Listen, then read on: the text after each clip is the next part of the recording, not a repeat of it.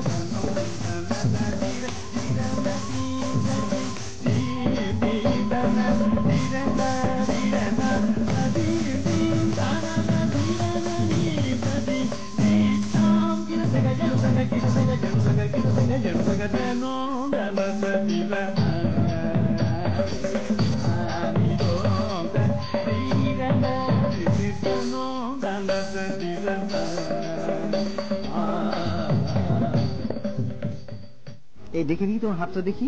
কেন? আমি খুব ভালো হাত দেখতে পারি। আসতে বলো, আশেপাশে কেউ শুনে ফেললে পুলিশ ডেকে ধরিয়ে দেবে। কেন? ভুয়া জ্যোতিষ আর ভণ্ড তান্ত্রিক সাধকদের ধরার ব্যাপারে পুলিশ আজকাল অসম্ভব তৎপর। হ্যাঁ, বলো কি? তাহলে তো ভালো হয়ে যেতে হয়।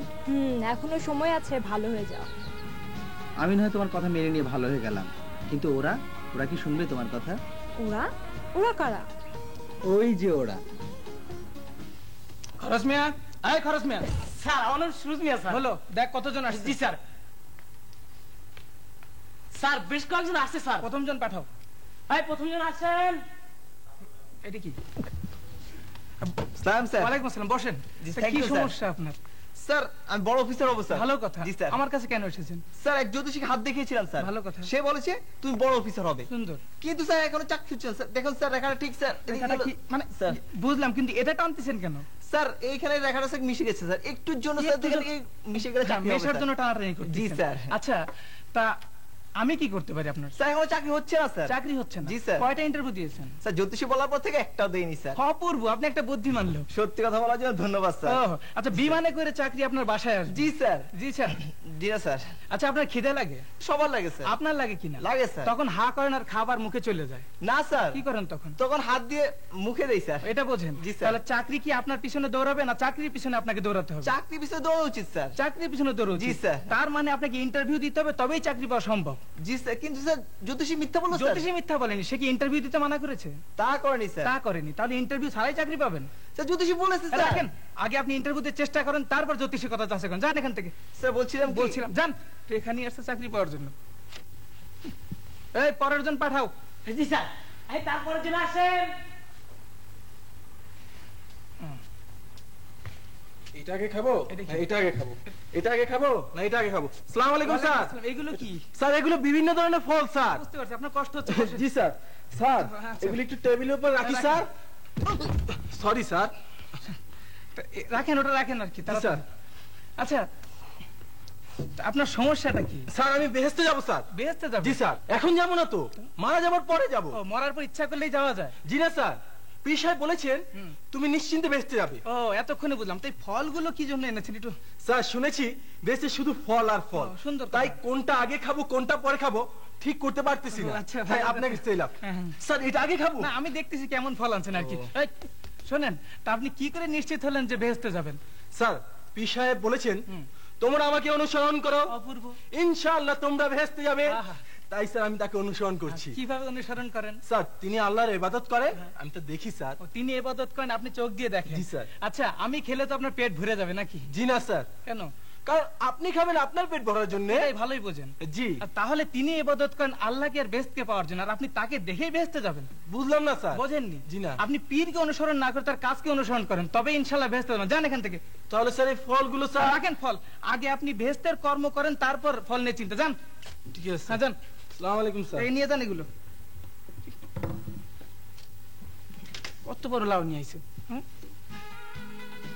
এই দেখি দেখি, এই নড়ো না, একদম নড়ো না। উফ, এটা কি করলে? মশা, মশা মারলাম। দেখো রক্ত। কে জানে কতক্ষণ ধরে খাচ্ছে, টেরও পাওনি না? না, আমি মশার কামড় একদম সহ্য করতে পারি না। আমার অসহ্য লাগে মশার গান। গান, গান শুনতে আমার ভীষণ ভালো লাগে। কার? মশার? আরে না, শিল্পী, বিশেষ করে তরুণ কোনো শিল্পীর কণ্ঠে নতুন কোনো গান।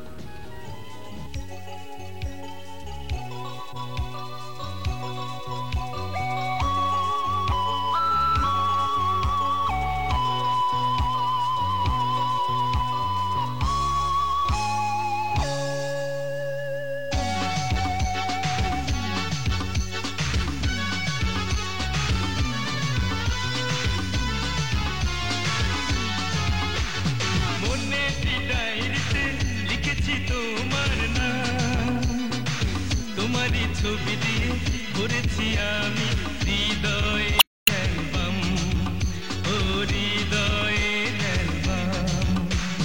মনে ডায়েরিতে লিখেছি তোমার নাম, তোমারই ছবি দিয়ে ভরেছি আমি হৃদয়ে অ্যালবাম, ও হৃদয়ে অ্যালবাম।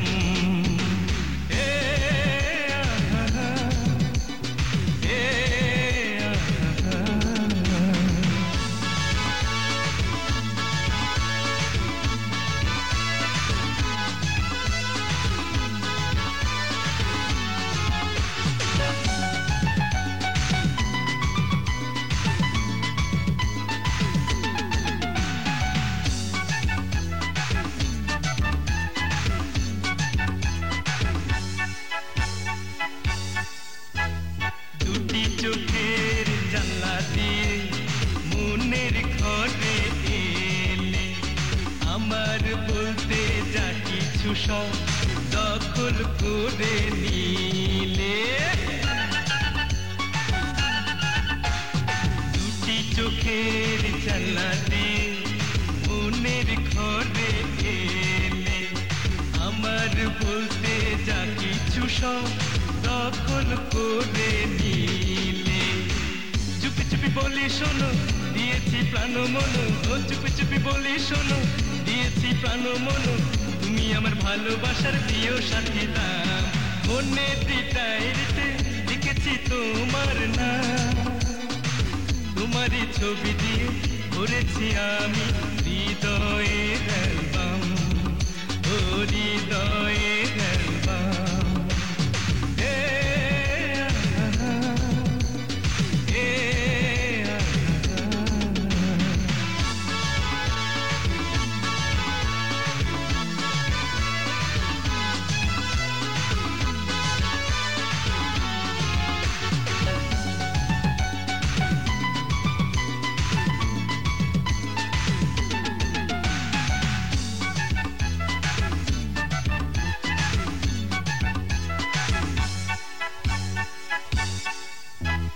তুমি আমার মনটা নিয়ে খেলছো শুধুই খেলা দূরে দূরে থেকে কেন বাড়াও প্রেমের জ্বালা তুমি আমার মনটা নিয়ে খেলছো শুধুই খেলা দূরে দূরে থেকে কেন বাড়াও প্রেমের জ্বালা আমি যে তোমার আমি তুমি যে আমার তুমি ও আমি যে তোমার আমি তুমি যে আমার তুমি ব্যর্থ প্রেমের নায়ক হওয়ার চাই না বদনাম মনে ডায়েরিতে লিখেছি তোমার নাম তোমারই ছবি দিয়ে ভরেছি আমি হৃদয়ের অ্যালবাম ও হৃদয়ের অ্যালবাম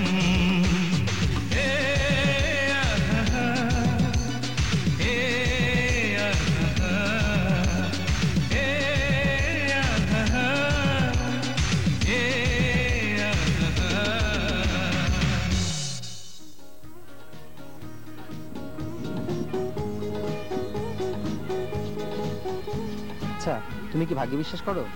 করি, তবে পুরোপুরি না। আমি মনে করি মানুষের ভাগ্য তার নিজের হাতে। মানুষ ইচ্ছে করলে তার ভাগ্যকে নিয়ন্ত্রণ করতে পারে। হ্যাঁ, ঠিকই বলেছো। আত্মবিশ্বাস না হারিয়ে যে কোনো মানুষ যদি তার নিষ্ঠা, শ্রম আর অধ্যবসায় কাজে লাগায়, তাহলে সে তার নিজের ভাগ্য নিজেই করতে পারে। একটা দৃষ্টান্ত দেখাতে পারলে বিষয়টা আরো পরিষ্কার হয়ে যাবে। তোমাকে একটা সফলতার গল্প শোনাই।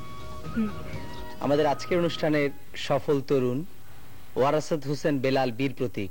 আমরা জানি আপনি একজন বীর মুক্তিযোদ্ধা এবং সফল ব্যবসায়ী। আপনি আপনার সফলতার গল্পটা আমাদেরকে শোনাবেন কি? আমি একজন মুক্তিযোদ্ধা এবং মুক্তিযোদ্ধা বলেই আমার মনে হয় আমি এ ধরনের একটা অবস্থায় আজকে আসতে পেরেছি। মুক্তিযুদ্ধ যেভাবে আমরা করেছিলাম, বঙ্গবন্ধু ডাকে সাড়া দিয়ে যখন আমরা সবাই মুক্তিযুদ্ধে গিয়েছি, দেশ মাতৃকাকে আমরা স্বাধীন করব, এবং একটা সফল মুক্তিযুদ্ধের পরে যখন জীবন সংগ্রামে প্রবেশ করলাম, তখন সেই জিনিসটাই কাজ করেছে, সেই স্পিডটাই কাজ করেছে আমার মধ্যে। যে কাজটাই আমি ধরার চেষ্টা করেছি সেটা সুচারুরূপে করতে এবং কাজটাকে ছেড়ে না যেতে, যে কাজটা শুরু করলাম যাতে সেই কাজটা আমি শেষ করতে পারি। সেভাবেই আমি একটা শিল্প প্রতিষ্ঠানের সাথে যুক্ত হই। দেশ স্বাধীন করেছি, তারপরের কর্তব্য ছিল আমাদের একটা অর্থনৈতিক মুক্তি। তো আমার প্রথম থেকে একটা ধারণা ছিল যে আমি যদি প্রোডাক্টিভ ওরিয়েন্টেড কোনো কাজের সাথে যুক্ত হই, সেটা মুক্তিযোদ্ধা হিসাবে আমাকে আরো গৌরবান্বিত করবে।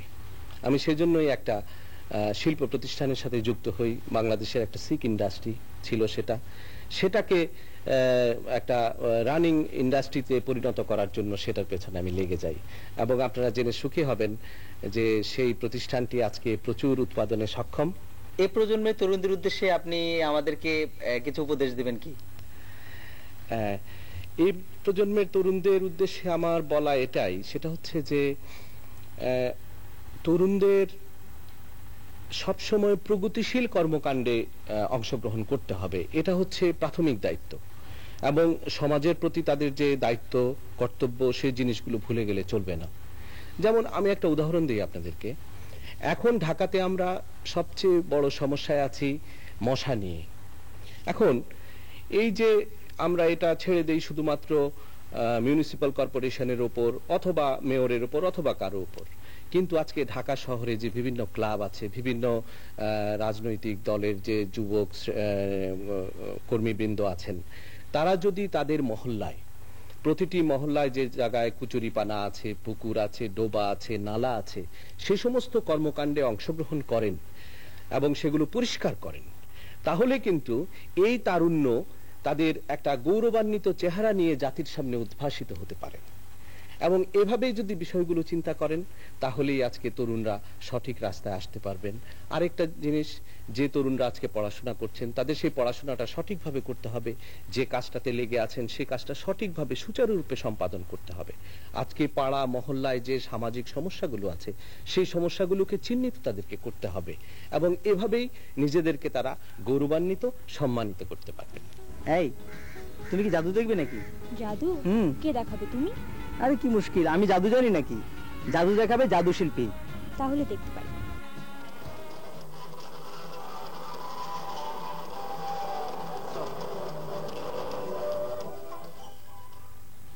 সুধী দর্শক, অনেক অনেক প্রীতি এবং জাদুমাখার শুভেচ্ছা আপনাদের জন্য। জাদুকর মাত্রই তাসের ম্যাজিক দেখিয়ে থাকেন, এবার যে ম্যাজিকটাই দেখাচ্ছি তাস দিয়ে। সুধী মণ্ডলী, আমার কাছে রয়েছে এক প্যাকেট তাস, ঠিক এরকম। হ্যাঁ, ধরে নেওয়া যাক এই তাসের প্যাকেটটি হচ্ছে আমাদের সেই তরুণ সমাজ, আর এর প্রতিটি নাম্বার হচ্ছে আমাদের বিষাক্ত মাদক দ্রব্য। তার আগে দেখে নেবেন, এটা হচ্ছে front side queen of hearts, আর এটা হচ্ছে ব্যাক সাইড রেড ব্যাক। আমি আগে বলেছি তাসের প্যাকেটটি হচ্ছে আমাদের তরুণ সমাজ, আর এর প্রতিটা নাম্বার হচ্ছে বিষাক্ত মাদক দ্রব্য। আমরা ম্যাজিশিয়ানরা ইচ্ছে করলেই এই তরুণ সমাজ থেকে মাদক দ্রব্য নির্মূল করতে পারি, ঠিক এভাবে। লক্ষ্য করবেন, এবার একটুখানি ম্যাজিক দিলেই দেখা গেল এটা ব্ল্যাঙ্ক হয়ে গেছে। এটা ছিল ফ্রন্ট সাইড, আর ব্যাক সাইড অর্থাৎ পেছনের ব্যাপারটা কিন্তু ঠিক তাই। সবচেয়ে মজার ব্যাপার কি জানেন, এখানে প্রতিটা তাসে কিন্তু ব্ল্যাঙ্ক হয়ে গেছে ঠিক এভাবে, অর্থাৎ তরুণ সমাজ থেকে আমরা মাদকদ্রব্য নির্মূল করতে সক্ষম হয়েছি। ধন্যবাদ। চলুন চলে যাই পরবর্তী আকর্ষণে।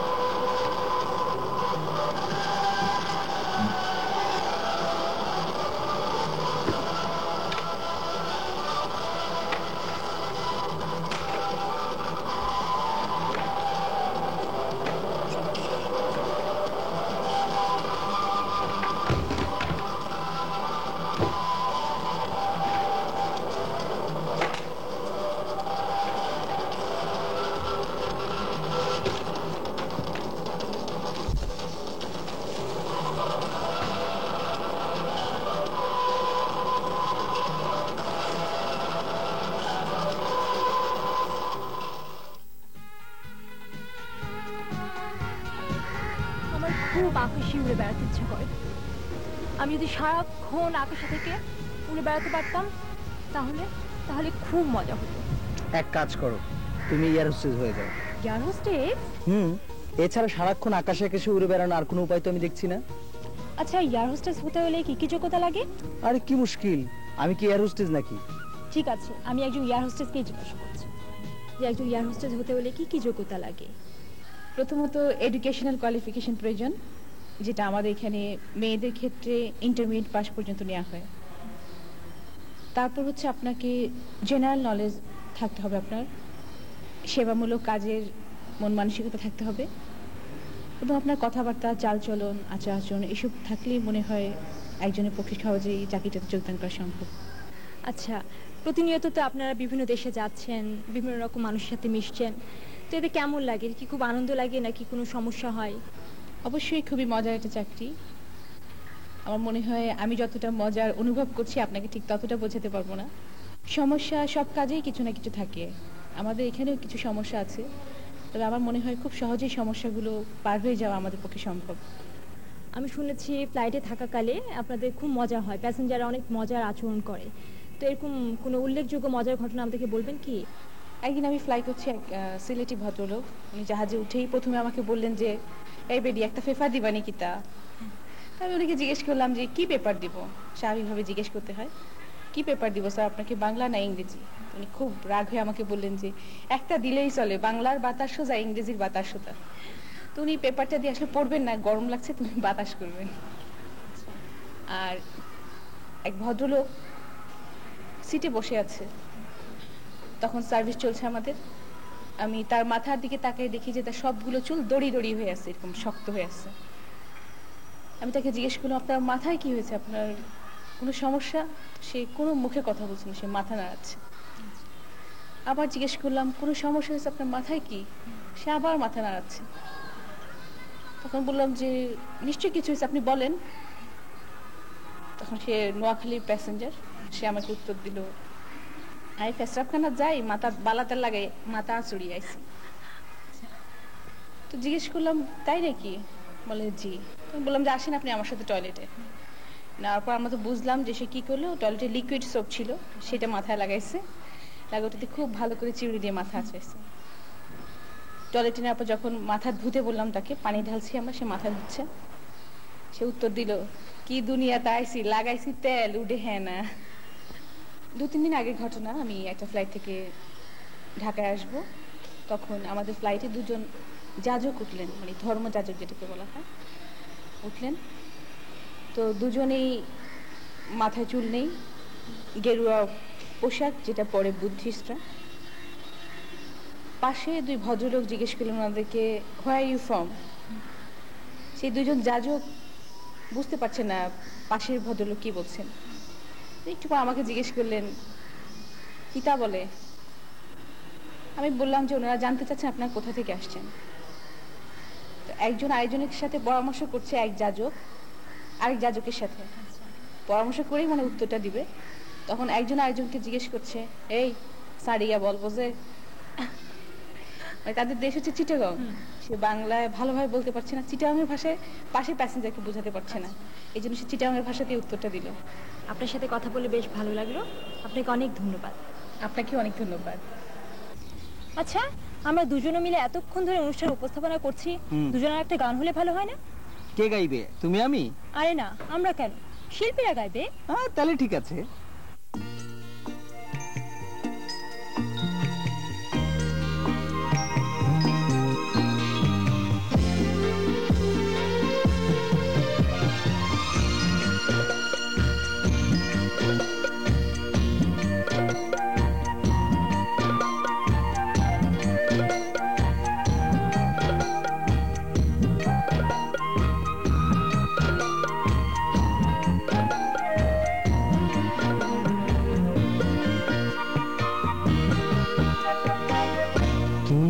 শুধু তুমি, তুমি যে আমার, তুমিও কি ভাবো আমি তোমার। তুমি শুধু তুমি, তুমি যে আমার, তুমিও কি ভাবো আমি তোমার, তুমিও কি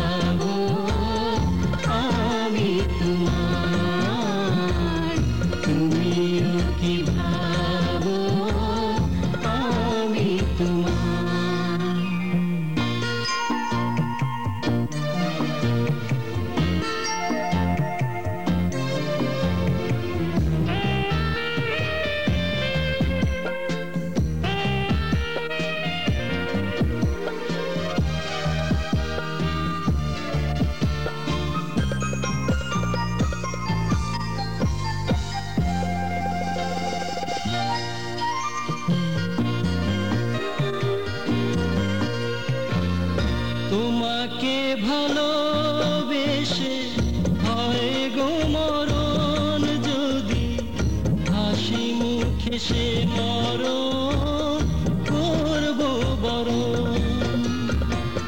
তোমাকে ভালোবেসে হয় গো মরণ জানি, হাসি মুখে সে মরণ করব বরণ, হাসি মুখে সে মরণ করব বরণ। তুমি শুধু তুমি, তুমি যে আমার, তুমিও কি ভাবো আমি তোমার। তুমি শুধু তুমি, তুমি যে আমার, তুমিও কি ভাবো আমি তোমার। তুমিও কি ভাবো আমি তোমার। এই তোমার অনুষ্ঠানে কবিতা রাখতে পারো না? রাখতে পারি। তাহলে একটা কবিতা শুনবো। তোমাকে পাওয়ার জন্যে হে স্বাধীনতা, তোমাকে পাওয়ার জন্যে আর কতবার ভাসতে হবে রক্ত গঙ্গায়, আর কতবার দেখতে হবে খান্ডব দাহন। তুমি আসবে বলে হে স্বাধীনতা, সাকিনা বিবির কপাল ভাঙল, সিথির সিঁদুর মুছে গেল হরিদাসীর। তুমি আসবে বলে হে স্বাধীনতা, সাকিনা বিবির কপাল ভাঙল, সিথির সিঁদুর মুছে গেল হরিদাসীর। তুমি আসবে বলে হে স্বাধীনতা, শহরের বুকে জলপাই রঙের ট্যাঙ্ক এলো দানবের মতো চিৎকার করতে করতে। তুমি আসবে বলে হে স্বাধীনতা, ছাত্রাবাস বস্তি উজাড় হলো, রিকোয়ারলেস রাইফেল আর মেশিন গান খই ফোটালো যত্রতত্র। তুমি আসবে বলে ছাই হলো গ্রামের পর গ্রাম। তুমি আসবে বলে বিধ্বস্ত পাড়ায় প্রভুর বাস্তু ভিটার ভগ্ন স্তূপে দাঁড়িয়ে একটানা আর্তনাদ করলো একটা কুকুর। তুমি আসবে বলে হে স্বাধীনতা, অবুঝ শিশু হামাগুড়ি দিল পিতামাতার লাশের উপর। তোমাকে পাওয়ার জন্যে হে স্বাধীনতা, তোমাকে পাওয়ার জন্যে আর কতবার ভাসতে হবে রক্ত গঙ্গায়, আর কতবার দেখতে হবে খান্ডব দাহন। স্বাধীনতা তোমার জন্যে থুথুরে এক বুড়ো উদাস দাওয়ায় বসে আছেন, তার চোখের নিচে অপরাহ্নের দুর্বল আলোর ঝিলিক, বাতাসে নড়ছে চুল। স্বাধীনতা তোমার জন্য মোল্লা বাড়ির এক বিধবা দাঁড়িয়ে আছে, নড়বড়ে খুঁটি ধরে দগ্ধ ঘরের। স্বাধীনতা তোমার জন্যে হাড্ডি সার এক অনাথ কিশোরী শূন্য থালা হাতে বসে আছে পথের ধারে।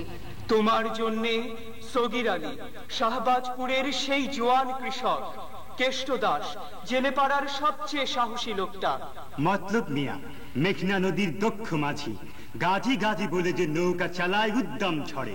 রুস্তম শেখ ঢাকার রিক্সাওয়ালা, যার ফুসফুস এখন পোকার দখলে। আর রাইফেল কাঁধে বনে জঙ্গলে ঘুরে বেড়ানো সেই তেজি তরুণ, যার পদভারে একটি নতুন পৃথিবীর জন্ম হতে চলেছে। সবাই অধীর প্রতীক্ষা করছে তোমার জন্যে হে স্বাধীনতা। পৃথিবীর এক প্রান্ত থেকে অন্য প্রান্তে জ্বলন্ত ঘোষণার ধ্বনি প্রতিধ্বনি তুলে নতুন নিশান উড়িয়ে দামামা বাজিয়ে দিক বিদিক এই বাংলায় তোমাকে আসতেই হবে হে স্বাধীনতা।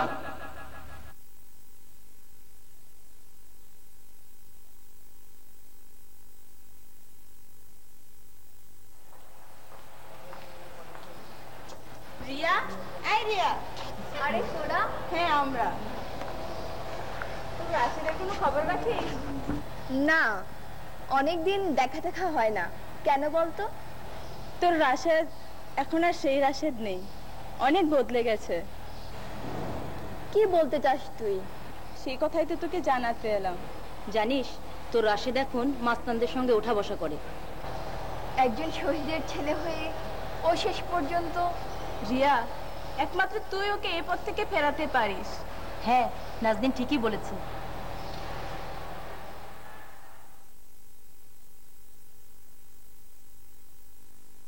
বলো কি? সত্যি বলছি স্যার। রাশিদ আমার ক্লাসের সবচেয়ে ভালো এবং মেধাবী ছাত্র ছিল। শেষ পর্যন্ত কি না? না না রিয়া, আমি কিছুতে মেনে নিতে পারছি না। স্যার, রাশেদ আপনাকে সম্মান করে, শ্রদ্ধা করে। আপনি ছাড়া এই পথ থেকে ওকে কেউ ফেরাতে পারবে না। হ্যাঁ, আমি চাবো, আমাকে যে যেতেই হবে। ওই কি হলো, এখনো আসতেছে না কেন? আমি দেখে আহে। ওই বো, এখন আয়া পড়বো।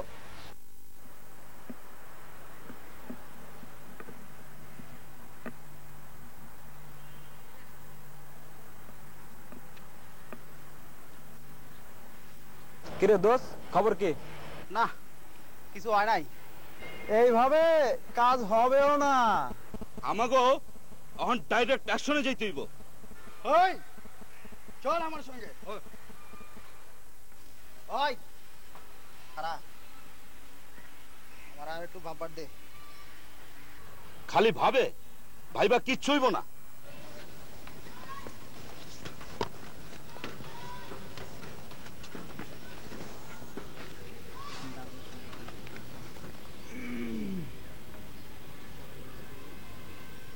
আরে রিয়া, তুমি এখানে? স্যার আপনি? তোমার অধপতন কত দূর তাই সচক্ষে দেখতে এলাম। আচ্ছা, তোমাদেরকে একটা কথা জিজ্ঞেস করব। আমি যা শুনেছি তা কি সত্যি? কি হলো, কথা বলছো না কেন? সাকির, গুড্ডু, তুমি সব চুপ করে আছো কেন? তোমরা এতটুকুতে হতাশ হয়ে গিয়েছো। আমরা যারা মুক্তিযুদ্ধে অংশগ্রহণ করে দেশকে স্বাধীন করেছিলাম, স্বাধীনতার পতাকা ছিনিয়ে আনতে গিয়ে আমরা কম কষ্ট করিনি। আর তোমরা হচ্ছে এই দেশের ভবিষ্যৎ। গোটা জাতি আজ তোমাদের দিকে তাকিয়ে আছে। রাশেদ, সাগির, তোমরা আমাকে কথা দাও, দেশ এবং জাতিকে ভালোবাসবে। কথা দাও। স্যার, আপনি আমাদেরকে দোয়া করবেন স্যার, আমরা যেন আপনার স্বপ্নের মানুষের মতো মানুষ হতে পারি স্যার।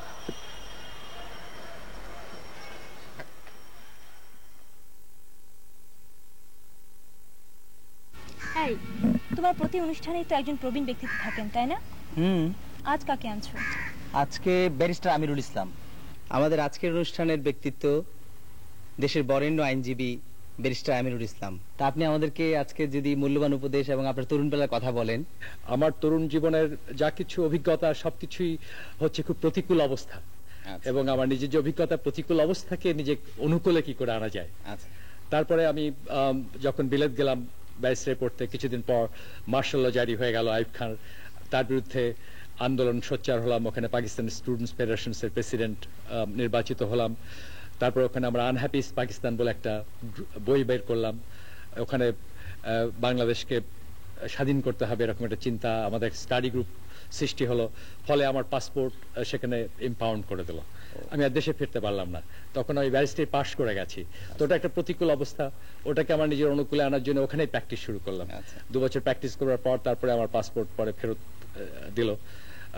আমি দেশে ফিরে এলাম 1963 সালে। তারপরে বঙ্গবন্ধুর যে 6 দফা আন্দোলন, তার সাথে সম্পৃক্ত হয়ে পড়লাম, এবং আবার আমি কুষ্টিয়াতে আওয়ামী লীগ সংগঠনের সাথে অত্যন্ত ঘনিষ্ঠভাবে সংযুক্ত হয়ে যাওয়ার ফলে আমাকে ওখানে প্রেসিডেন্ট নির্বাচিত করলো। আমি বোধহয় সবচেয়ে তরুণতম প্রেসিডেন্ট, আওয়ামী লীগের জেলা প্রেসিডেন্ট এবং সেন্ট্রাল কমিটির সদস্য, এবং তারপরে নির্বাচনে জয়লাভ করলাম। ইতিমধ্যে অবশ্য বঙ্গবন্ধুর আগরতলা ষড়যন্ত্র মামলার যে তার পক্ষে আমার সুযোগ হয়েছিল তাকে ডিফেন্ড করবার। টম উইলিয়ামসকে আমরা নিয়ে এসেছিলাম, আমি তার সহকারী হিসেবে কাজ করেছিলাম। তাকে আমি ব্রিফ করেছিলাম, হাইকোর্টে আমরা চ্যালেঞ্জ করেছিলাম আগরতলা ষড়যন্ত্র মামলা। তো আমরা সব সময় একটা প্রতিকূল অবস্থাকে অনুকূলে আনবার জন্য তৎকালীন তরুণরা কাজ করেছে।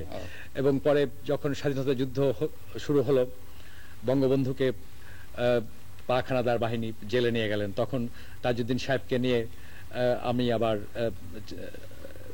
গেলাম যখন কুষ্টিয়াতে। সেখানে কুষ্টিয়াতে যখন বিজয় সূচনা হলো, তখন সব জায়গা থেকে বাংলাদেশের দাবি উঠলো যে আমরা ভারতবর্ষে যে সাহায্যের ব্যবস্থা করি তখন ইতিমধ্যেই ঢাকা থেকে যাওয়ার সময় তাজউদ্দিন সাহেবের নাম মোহাম্মদ আলী, আমার নাম রহমত আলী, এরকম নাম নিয়ে আমরা পথ হেঁটেছি এবং এই আমরা যে ভারতবর্ষে গেছি সেটাও যাতে গোপন থাকে এবং আমরা সেভাবে দিল্লিতে যাই, আলাপ আলোচনা করি। তো সেটাই যে একটা প্রতিকূল অবস্থার ভিতর দিয়ে আমরা চলছি। তো আজকের তরুণদের কাছেও যেটা আমার বিশেষভাবে বলার, যে বাংলাদেশের যে বিরাট দারিদ্র্য, আমাদের অন্ন, বস্ত্র, শিক্ষা, স্বাস্থ্য, কর্মের সংস্থান, যেগুলো আমাদের সবচেয়ে বড় আকাঙ্ক্ষা এবং সুবিচার লাভের যে প্রত্যয় নিয়ে আমরা যুদ্ধ করেছিলাম, তরুণরা যুদ্ধ করেছিল, এ দেশ তরুণদের সৃষ্টি। অথবা আজকে নতুন চ্যালেঞ্জ একবিংশ শতাব্দীর কাছে এসে এই তরুণদের, যে কি করে আমরা এই অশিক্ষা থেকে, আমাদের নিরক্ষরতা থেকে, দারিদ্র থেকে মানুষকে মুক্তি দিতে পারি, কি করে কর্মের সংস্থান করতে পারি। সেখানে আমার একটাই বলার, যে কেউ আমাদের জন্য কিছু করে দেবে না, এটা তরুণদের নিজে করতে হবে। আমাদের নিজেদের কর্মের সংস্থান সৃষ্টি করতে হবে এবং সেটা কি করে করা যাবে, দক্ষতা অর্জন করতে হবে। যেটাই করবো আমরা নিষ্ঠার সাথে করব, যাতে পৃথিবীর মানুষের কাছে আমরা বলতে পারি যে কাজটা আমরা করেছি, দেখো বাঙালিরা কত দক্ষ করে করছে। আজকে কত গৌরব অনুভব করি যে আমাদের ছোট ছোট মেয়েরা, তরুণীরা, তারা এসে যে কাপড় তৈরি করছে, তারা আজকে পৃথিবীর সামনে সে কাপড় সামগ্রী বিক্রি হচ্ছে। বাংলাদেশের একটা বড় গৌরব। আমি মনে করি যে আমাদের যে শ্রমজীবী মানুষ, শ্রমজীবী তরুণ, আমাদের শিক্ষিত যে তরুণ, তারা যদি নিজেদের দক্ষতা অর্জন করতে পারে, তো তাহলেই সবচেয়ে বড় তারুণ্যের বিজয় আমরা ঘটাতে পারবো। আমাকে আর একটা তরুণদের সমাবেশে আমাকে জিজ্ঞেস করেছিল যে আপনি কিভাবে এটা আমরা করব। তা আমি তখন বলেছিলাম, দেখো একটা কথা বলে যে 2 এ 2 নাকি 4 হয়। আমার নিজের জীবনের অভিজ্ঞতা 2 এ 2 0 হয় যদি বিয়োগ হয়। তো সেই জন্য 2 এ 2 4ও দরকার নাই, 2 এ 2 0 দরকার নাই, এসব 2 এ 2 22 করি। আমাদের সময় তো নাই, খুব দ্রুত আমাদের করতে হবে। শিক্ষার বেলায় আমি বলি যে কবে আমাদের ইংরেজি ভালো করে শেখাবে, আমাদের জ্ঞান বিজ্ঞান পড়াবার মতো কবে উপকরণ হবে, তার জন্য অপেক্ষা করার সময় আমাদের নাই।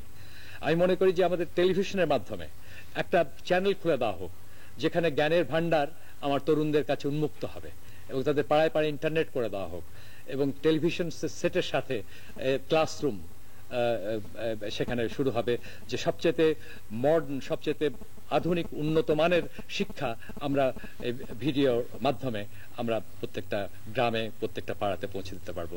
এবং শিক্ষা এবং দক্ষতা অর্জন, প্রযুক্তি অর্জন, এটাই হচ্ছে তরুণদের এই বিজয়ের চাবিকাঠি। আপনাকে ধন্যবাদ। আরে ব্যান্ডের গান, ব্যান্ডের গান কই গেল? ও তাই তো, এবার একটি ব্যান্ডের গান।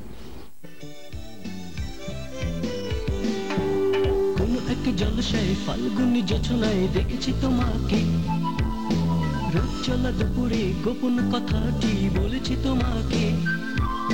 সেই থেকে আজও তাই উত্তর খুঁজে যাই নির্বাক মুখে।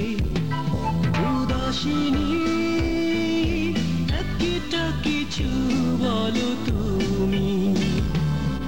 কোন এক জলসায় ফাল্গুনি যোছনায় দেখেছি তোমাকে, রোদ চলা দুপুরে গোপন কথাটি বলেছি তোমাকে। সেই থেকে আজও তাই উত্তর খুঁজে যাই নির্বাক মুখে। উদাসিনী একটা কিছু বলো তুমি।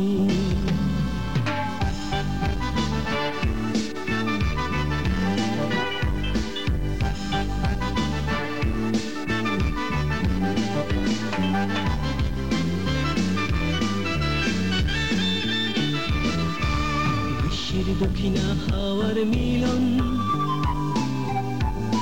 বারে বারে ভিজে যায় এ দুটি নয়ন। শরতের আকাশে অগ্নিশিখা, আকাশের মতো আমি বড়ই একা। উদাসিনী একটা কিছু বলো তুমি। কোন এক জলসায় ফাল্গুনি যোছনায় দেখেছি তোমাকে, রোদ জ্বালা দুপুরে গোপন কথাটি বলেছি তোমাকে। সেই থেকে আজ তাই উত্তর খুঁজে যাই নির্বাক মুখে। উদাসিনী একটা কিছু বলো তুমি।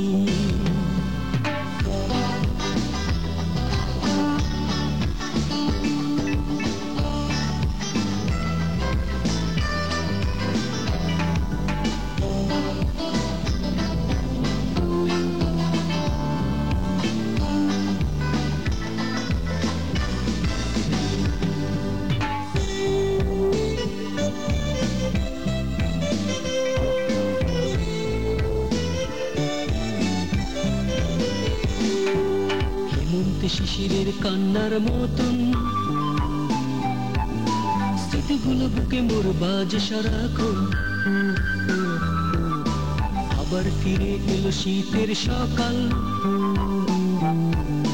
থাকবো অপেক্ষায় আর কতকাল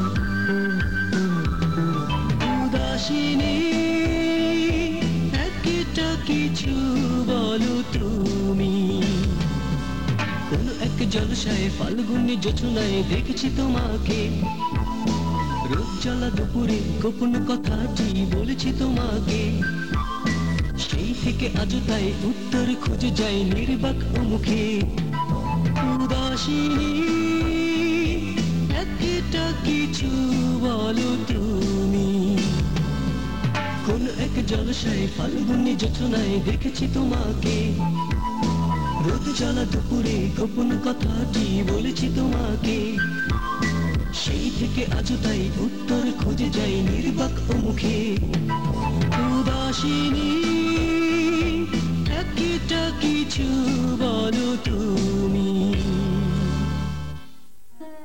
শুধু দর্শক মণ্ডলী, আমরা আমাদের অনুষ্ঠানের শেষ পর্যায়ে আসছে 26শে মার্চ আমাদের স্বাধীনতা দিবস।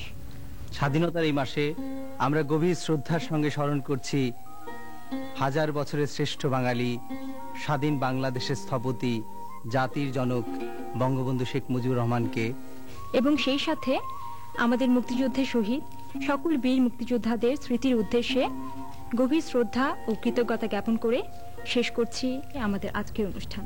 খোদা হাফেজ।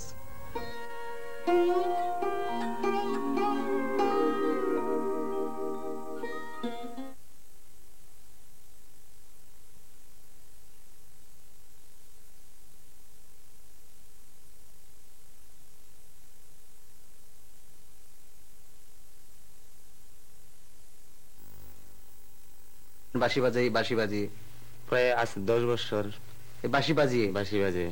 ও আচ্ছা, আপনি কি বাঁশি বাজাতে পারেন? কোন কোন রাগের উপর বাঁশি বাজাতে পারেন? ক্লাসিক্যাল রাগ ভৈরবী বাজাতে পারি, শিবরঞ্জনী, আর এমনি হতেছে এমন রাগটা কিনা ভালোই বাজাতে পারি। এমন গান, যে কোনো গান আমি বাজাতে পারি। বাজাতে পারেন যে কোনো গান। আচ্ছা, ঢাকার কোন কোন এলাকায় বাঁশি সাধারণত বিক্রি করেন আপনি? আমি এন্দা ধরেন এই আপনার গোরান, রামপুরা, এমনকি গুলশান, ধানমন্ডি, এমনকি গুলিস্তান, যাত্রাবাড়ি, এই এলাকার ভিতরে আমি থাকি। এই এলাকার মধ্যেই? আচ্ছা, আপনি আমাদের অনুষ্ঠানে আজকে একটা বাঁশি বাজিয়ে শোনাবেন। আচ্ছা, কি বাঁশি বাজিয়ে শোনাবেন আমাদেরকে বলেন তো? হয়তো রাগ ভৈরবী। রাগ ভৈরবী? রাগ ভৈরবী। আচ্ছা ঠিক আছে, আমাদের শোনান দর্শকদেরকে। আচ্ছা।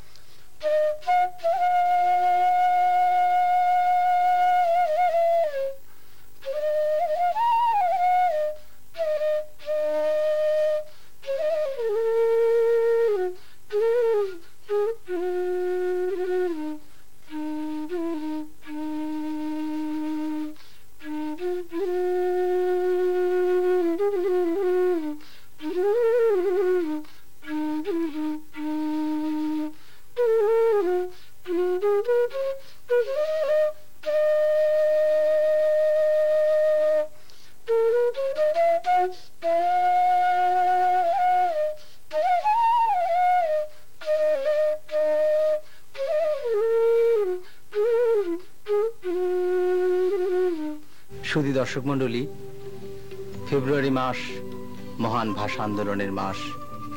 এই মাসে আমরা গভীর শ্রদ্ধার সাথে স্মরণ করছি দেশমাতৃকার সেই সব তরুণদের, যাদের মহান আত্মত্যাগ আর পবিত্র রক্তের বিনিময়ে আমরা আমাদের মাতৃভাষার মর্যাদা রক্ষা করতে পেরেছি।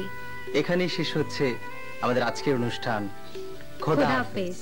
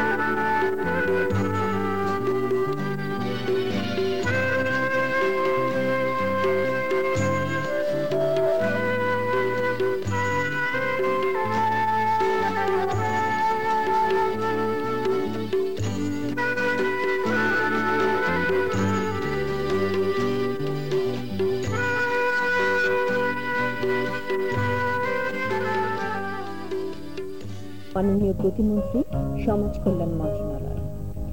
গ্রন্থনা ও উপস্থাপনায় শাহাদা ইয়াসির চিনু, আর অনুষ্ঠানটি প্রযোজনা করেছেন দিদারুল আলম।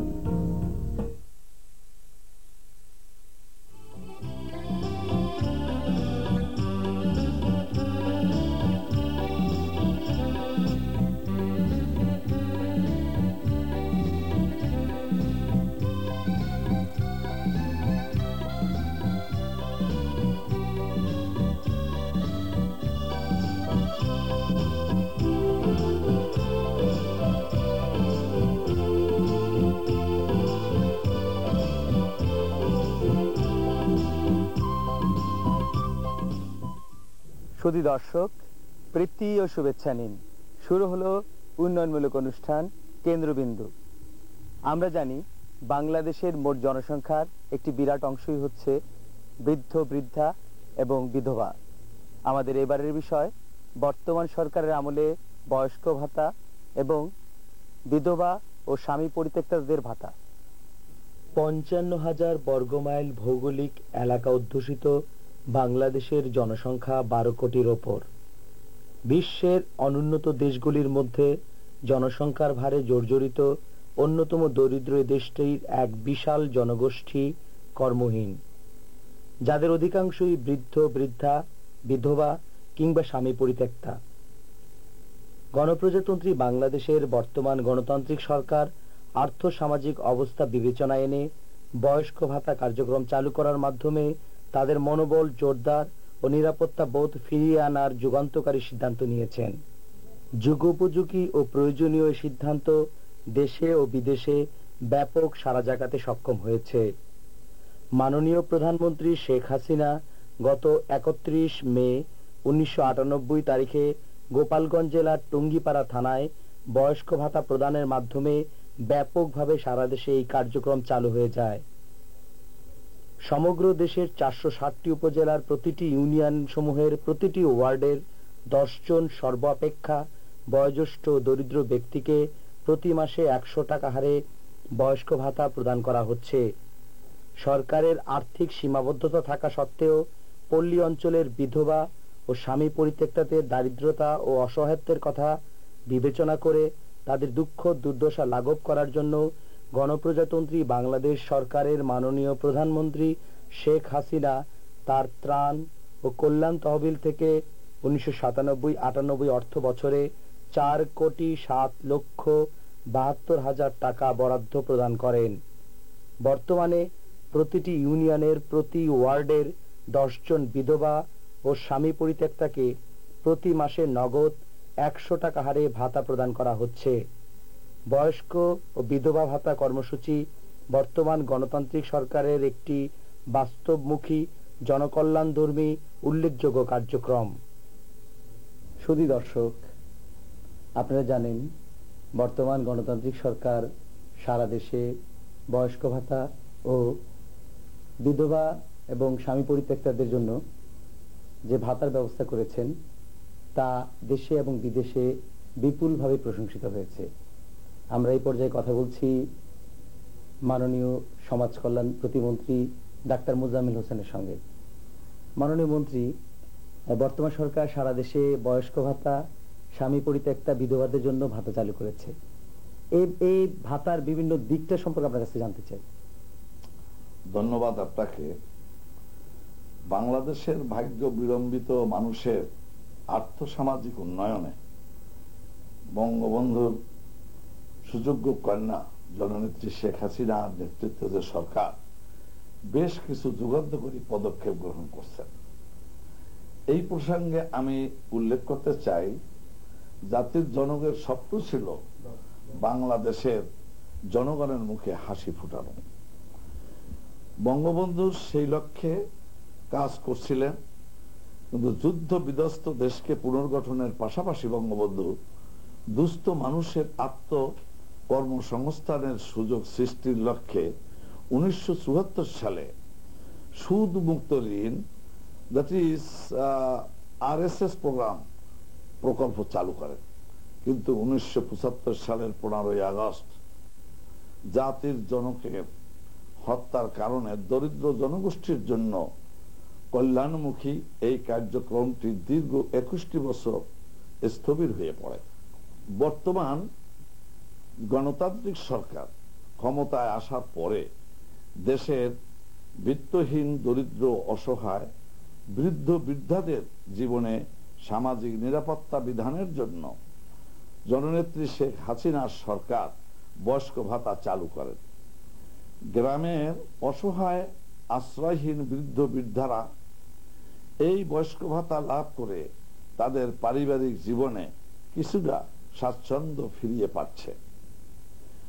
অনুরূপভাবে দেশের বিধবা ও স্বামী পরিত্যক্তাদের জীবনের নিরাপত্তা আনয়ন ও দুঃখ দুর্দশা লাঘবের জন্য বিধবা ভাতা প্রবর্তন করে, যা বর্তমান সরকারের আরেকটি যুগান্তকারী পদক্ষেপ।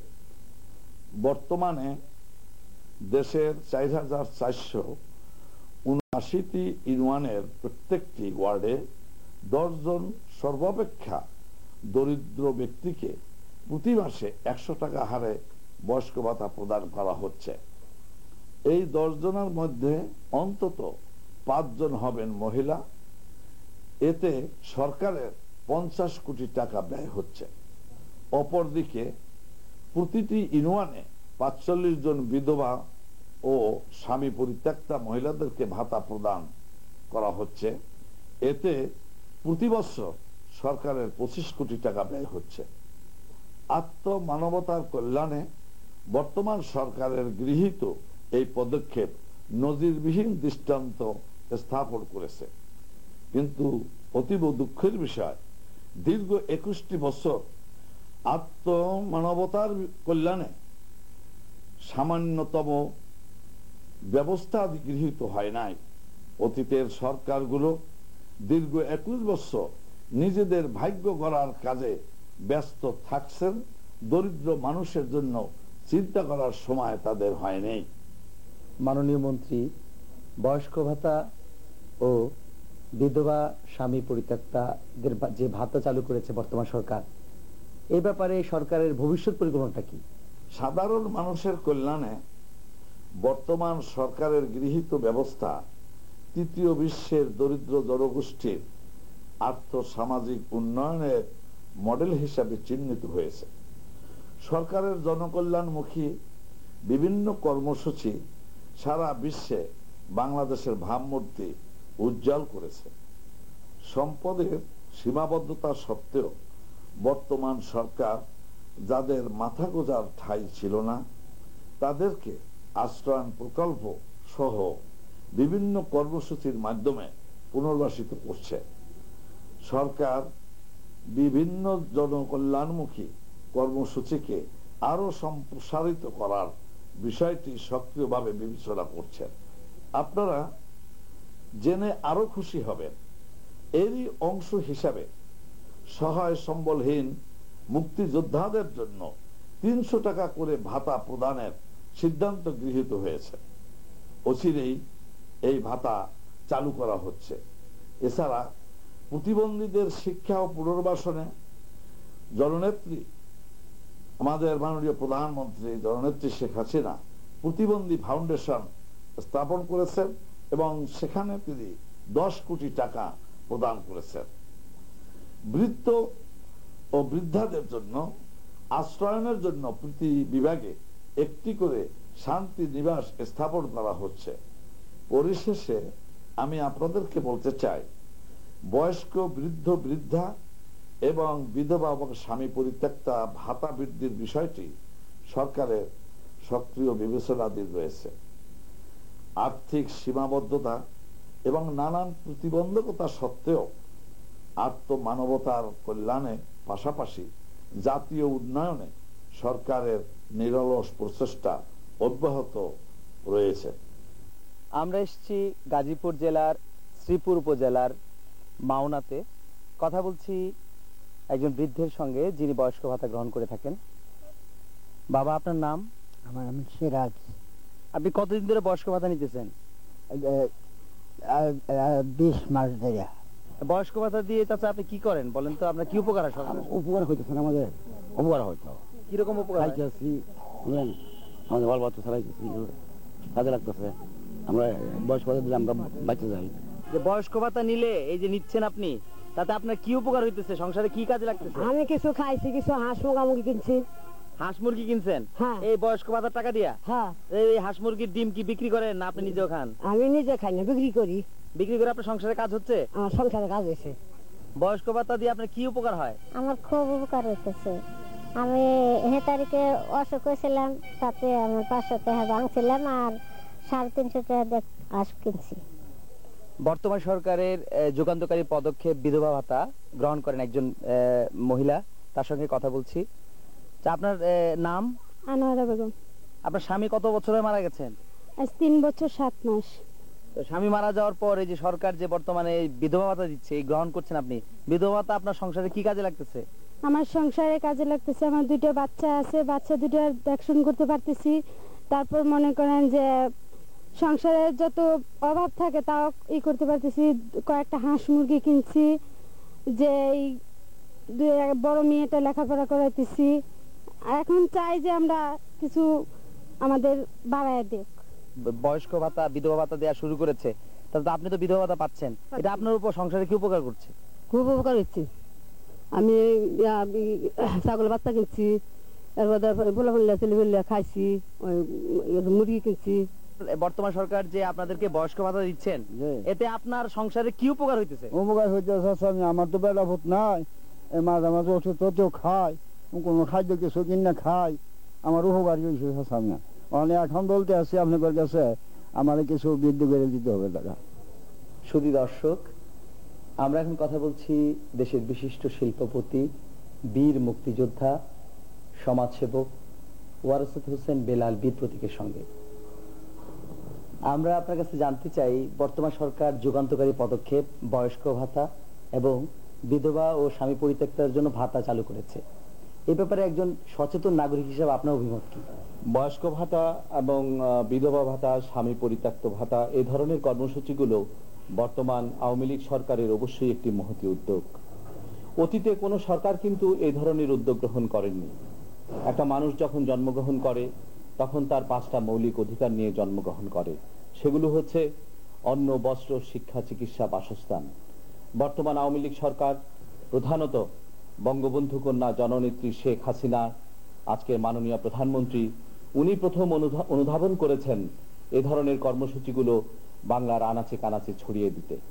আমি তো মনে করি যে এ দেশের যারা ব্যবসায়ী সম্প্রদায় আছেন, তাদের সংগঠনগুলো আছে, তারা যদি এ ধরনের উদ্যোগে সাহায্য সহযোগিতা করে, তাহলে তো এই যে কর্মসূচিগুলো, সরকারের এই কর্মসূচি অবশ্যই সাফল্য লাভ করবে।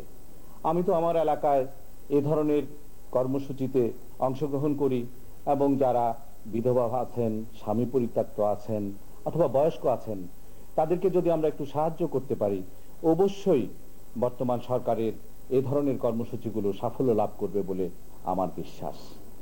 আমরা এসেছি গাজীপুর জেলার বাসন ইউনিয়নে, কথা বলছি দুজন বিধবা মহিলার সঙ্গে যারা সরকারের বিধবা ভাতা গ্রহণ করে থাকেন। আপনার নাম? রুমিসা। আপনি এই কবে থেকে এই বিধবা ভাতা গ্রহণ করছেন? আজ 10 মাস চলছে। সরকারের এই যে বিধবা ভাতার প্রদানের যে নিয়মটা, এটা আপনার কাছে কেমন লাগে? এই যে সরকার যে দিচ্ছে আপনাদেরকে ভাতা, এই ব্যাপারে আপনার অনুভূতি কি? ভালোই লাগে, মনে করেন এ দিয়া চলি আর কি। এতে আপনার সংসারে কি উপকার হয়েছে বলেন তো? সংসারে আমার 2টা মেয়ে আছে, 2টা মেয়ের লেখাপড়া শিখাইতেছি। আমরা এবার কথা বলছি মতিঝিল সরকারি বালক উচ্চ বিদ্যালয়ের প্রধান শিক্ষক জনাব মোহাম্মদ আলী জিন্নার সঙ্গে। আপনি তো জানেন বর্তমান সরকার বয়স্ক ভাতা এবং বিধবা ভাতা চালু করেছে, এই ব্যাপারে আপনার অভিমত কি? এ ব্যাপারে আমার অভিমত হলো, এটা আমি নিঃসন্দেহে প্রশংসনীয়। কেননা এই সরকার, গণতান্ত্রিক সরকার, এই সরকারই সর্বপ্রথম এই প্রথা চালু করেছেন। বয়স্কদের জন্য বৃদ্ধদের জন্য বয়স্ক ভাতা এবং বিধবার জন্য বিধবা ভাতা, এটা অতীতে কোনো সরকার এই ধরনের প্রবর্তন করেনি। সেই হিসাবে আমরা যদি সামাজিক দিক দিয়ে যদি আমরা চিন্তা করি, তাহলে আমরা দেখতে পাই এই ভাতা প্রদানের মাধ্যমে সমাজে সমাজসেবা হচ্ছে তার সাথে সাথে সমাজের উন্নয়নমূলক কাজ এবং সমাজের যেই মৌলিক অধিকার আছে সেটাও কিন্তু এর মাধ্যমে আসছে। তারপরে আমরা দেখতে পাই সমাজে যেভাবে উন্নয়ন লাভ করছে তার সাথে সাথে আমরা যদি রাজনৈতিকভাবে যদি আলোচনা করি, এটা রাজনৈতিকভাবে আমরা দেখতে পাই এই সরকার কৃতিত্বের দাবিদার। কেননা বর্তমান সরকার একমাত্র গণতান্ত্রিক সরকার এবং জনগণের সরকার। সেই লক্ষ্যেই জনগণের উন্নয়ন কল্পেই সাধারণত তারা এই বয়স্ক ভাতা এবং বিধবা ভাতা চালু করেছেন। শুধু দর্শক, আমরা এসেছি ঢাকা থেকে প্রায় 100 কিলোমিটার দূরে ময়মনসিংহ জেলার ভালুকা উপজেলার মল্লিকবাড়ি ইউনিয়নের মামারিশপুর গ্রামে। এখানে কয়েকজন বয়স্ক ভাতা গ্রহণ করেন বৃদ্ধদের সঙ্গে কথা বলছি। চাচা, আপনার নাম কি? আমার নাম তাহের আলী। আপনি তো একটু আগে এই যে দেখলাম বয়স্ক ভাতা গ্রহণ করলেন, তো এই বয়স্ক ভাতা পেলে আপনার কি উপকার হলো? আমি ওষুধ পাতি খাই, উপকার হয়েছে। তো এই টাকাটা সরকার যে দিচ্ছে এটা দিলে আপনাদের উপকার হচ্ছে? উপকার হয়েছে। আমার উপকার হয়েছে বাবা, আমি গরিব মানুষ, আমি চলবার পারি, কিছু হাঁস মুরগি কিনছি, এটাতে আমার শান্তি সৃষ্টি হয়েছে, আমি শান্তি আছি। আমরা এবার কথা বলছি বিশিষ্ট ব্যবসায়ী সমাজসেবক জনাব সালেহ আহমেদ চৌধুরীর সঙ্গে। বর্তমান সরকার দেশে বয়স্কদের জন্য ভাতা এবং বিধবা স্বামী পরিত্যক্তদের জন্য ভাতা চালু করেছে। এই ব্যাপারে আপনার অভিমত জানতে চাচ্ছি আমরা। ধন্যবাদ। এটা আমি বলবো বর্তমান সরকারের এটা একটা যুগান্তকারী পদক্ষেপ। পূর্বে এটা আসলে আমাদের বহু আগে চালু করা উচিত ছিল, কিন্তু বর্তমানে শেখ হাসিনার আমাদের বর্তমান প্রধানমন্ত্রী এসে বয়স্ক ভাতা চালু করেছেন, বিধবা ভাতা চালু করেছেন। আমি মনে করি এটা আমাদের সমাজের জন্য, সমাজের যারা অবহেলিত, যারা সমাজের নিম্ন পর্যায়ে রয়েছেন তাদের জন্য, তাদের সংসার পরিচালনায় কিছুটা হলে তাদেরকে সহায়তা করবে। আপনারা তো জানেন যে বিদেশে বয়স্ক ভাতা বহু বছর থেকে চালু রয়েছে, আমাদের দেশে এটি প্রথম। আমি একজন ব্যবসায়ী হিসাবে আমি মনে করি এটা আমাদের ব্যবসায়ী যারা আছে তাদের প্রত্যেকে এই ব্যাপারে এগিয়ে আসা উচিত। সমাজে যারা বিত্তশালী আছেন, সম্পদশালী রয়েছেন, তারাও যদি সরকারের সাথে এই ব্যাপারে সরকারকে সহযোগিতা করেন তবে ইনশাআল্লাহ আমরা দেশে একটা পরিবর্তন আনতে পারবো। আমরা এবার কথা বলছি দেশের বিশিষ্ট চিকিৎসক সমাজসেবক ডাক্তার এম এ মান্নানের সঙ্গে। আপনি তো জানেন বর্তমান সরকার দেশে বয়স্ক ভাতা এবং বিধবা ভাতা চালু করেছে। এই ব্যাপারে একজন সচেতন নাগরিক হিসেবে আপনার অভিমত আমরা জানতে চাচ্ছি। বহু আগেই এই দেশে বয়স্ক এবং বিধবা ভাতা চালু করা দরকার ছিল, কিন্তু কোনো আগের সরকার কোনো সরকারই তা চালু করেনি। বর্তমান সরকার ক্ষমতা আসার পর বয়স্ক এবং বিধবা ভাতা চালু করায় আমি সরকারকে অভিনন্দন জানাচ্ছি। বর্তমান সরকার যদি আরো চেষ্টা করেন তাহলে এই বিধবাদের আরো এবং বৃদ্ধদের আরো সুযোগ সুবিধা করে দিতে পারেন। আমরা কথা বলছি বিশিষ্ট সমাজসেবক ও ব্যবসায়ী এ কে এম পাটোয়ারির সঙ্গে। আপনি তো জানেন বর্তমান সরকার দেশে বয়স্ক ভাতা বিধবাদের ভাতা চালু করেছে। এ ব্যাপারে একজন ব্যবসায়ী হিসেবে আপনার অভিমত জানতে চাই। দেখুন, এটা খুব একটা প্রশংসনীয় একটা পদক্ষেপ। যদিও তাদের প্রয়োজনের তুলনায় যৎসামান্য হলেও অন্তত তাদের এই কষ্ট কিছুটা হলেও লাঘব হবে। কারণ আমরা আমাদের জীবন পিতারা যদি ফরওয়ার্ড করে দিই, আমরা যদি তাদের কথা চিন্তা করি, আমাদের নিজেদেরকে ভাবি যে আমরা একদিন দুস্থ, আমরা একজন বয়স্ক লোক হিসেবে ভাবি, যদি আমাদের কোনো সাহায্য সহযোগিতা করার মতো যে কোনো লোক না থাকে, তাহলে আমরা এটা আরো তাদের কষ্টটা লাঘবের জন্য আমরা আরো ব্যাপকভাবে পদক্ষেপ রাখতে পারি।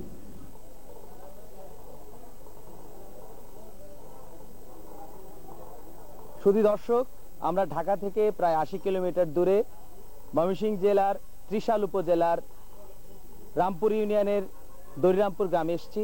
এখানে কথা বলছি কয়েকজন বৃদ্ধর সঙ্গে যারা বয়স্ক ভাতা পান এবং এর সাথে বিধবা পরিত্যক্তা মহিলারাও আছেন যারা এখানে বয়স্ক ভাতা নিয়েছেন। আমরা কথা বলছি তাদের সঙ্গে। সরকারের এই যে বয়স্ক ভাতা কর্মসূচি, এতে তেলে কি আপনি কি মনে করেন বৃদ্ধদের কাজে লাগছে? কাজে লাগছে না, কাজে লাগছে, এটা আমার অনেক উপকার হয়েছে। কি করি ওই জীবতাই নাই গেলে বেলে ওই গেছে না, আমি আড্ডা মারি চালাই চালাই খাই কিছু ছাগল বরকি রাখি এইগুলা বাচ্চারা উপকার হইতেছে কেন একটা ছাগল কিনছি 600 টাকা, তো দুইবার মাত্র পাইছি 800 টাকা, এই মাত্র এক বছর দিরা চালু হয়েছে। আপনি এই যে বয়স্ক ভাতা নিচ্ছেন সরকারের কাছ থেকে, তো এটা নিয়ে আপনার কি উপকার হয়েছে? আমার খুব উপকার হয়েছে, এই মন্ত্রী যা করছে আমার খুব উপকার হয়েছে, লাভবান হয়েছি। আমার যার লাগে তারা খুব শান্তি মতন রাখে। শুধু দর্শক, নানা সমস্যায় জর্জরিত বাংলাদেশের অধিকাংশ বৃদ্ধ বৃদ্ধা এবং বিধবাদের জন্য বর্তমান সরকার যে যুগান্তকারী পদক্ষেপ নিয়েছেন তা নিঃসন্দেহে প্রশংসনীয়। আমরা আশা করব বাংলাদেশ সরকারের পাশাপাশি এদেশের বিত্তবান লোক বয়স্কদের জন্য, বিধবাদের জন্য সহযোগিতার হাত প্রসারিত করবেন। আজ এ পর্যন্তই। আগামী অনুষ্ঠান দেখার প্রত্যাশায় খোদা হাফেজ।